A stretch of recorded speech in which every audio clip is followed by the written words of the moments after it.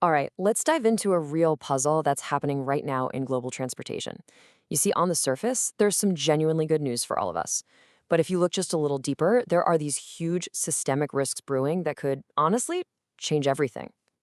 Let's get into it. So let's start with that good news. This past Thanksgiving, if you were filling up your car in the US, the average price for a gallon of gas was just $3.06. Now, when you account for inflation, that is the cheapest gas has been for the holiday since 2020. I mean, who doesn't love a little relief at the pump, right? But, and this is a big but, here's the paradox. While we're all focused on that small win, these massive, incredibly complex forces are quietly reshaping the entire global logistics network. So the real question we're digging into today is this.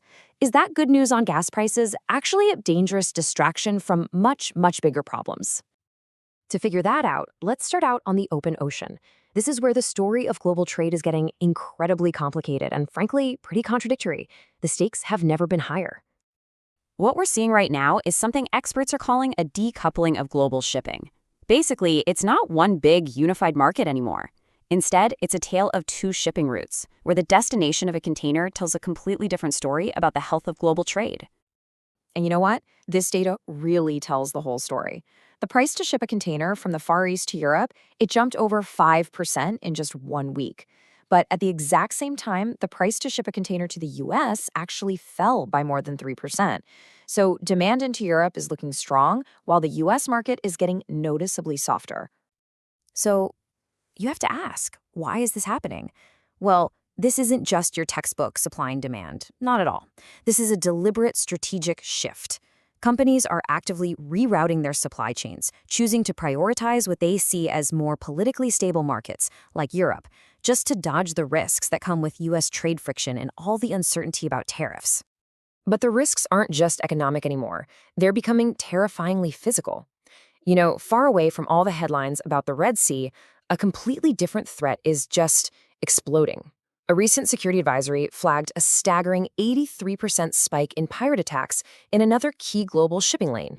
This is all going down in Southeast Asia's Phillip Channel. It's this vital artery connecting the Malacca Strait to the South China Sea. And the targets are these huge bulk carriers, getting raided for scrap metal and spare parts.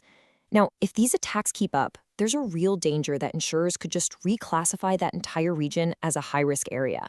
And if that happens, insurance premiums for a huge slice of global trade would skyrocket, completely wiping out any savings we're seeing from lower fuel costs.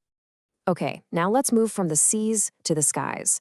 Because while the shipping world is wrestling with geopolitical risk, the aviation industry just got hit with an unprecedented, system-wide shock that came from a totally different direction.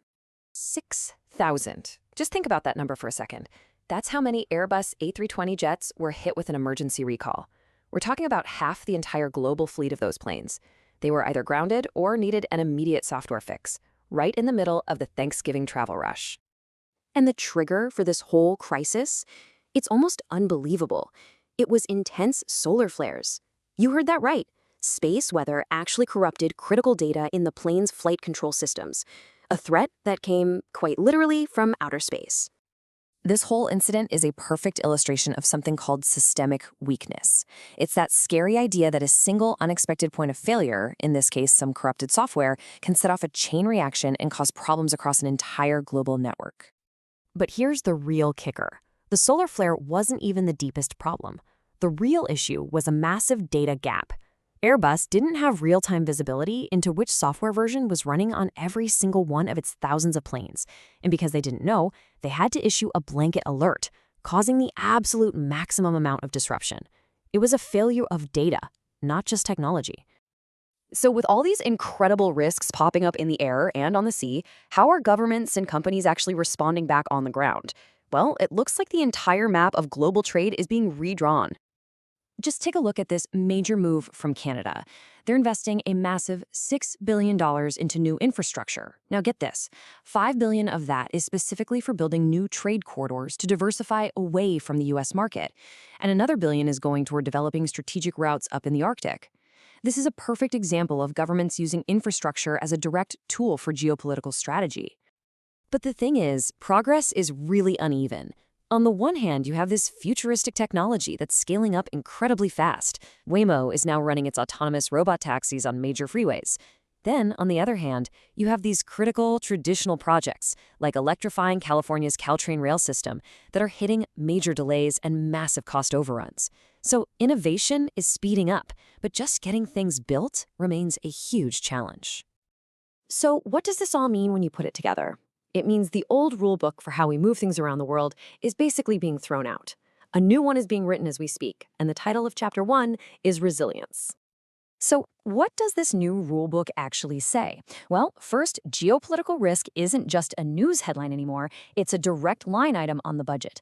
Second, that old model of just-in-time efficiency, getting parts to the factory at the last possible second, that's giving way to just-in-case redundancy. The focus is shifting away from just cutting costs to building tough, robust networks that can actually take a punch. And finally, diversifying trade routes isn't just a smart idea anymore, it's becoming essential for survival. And that brings us to one last, really crucial question. For decades, the goal for every single supply chain was maximum efficiency at the lowest possible cost. But in today's world, a world of constant disruption from solar flares to pirates to trade wars, is that obsession with efficiency now a vulnerability? Has it become a risk that we simply can no longer afford to take?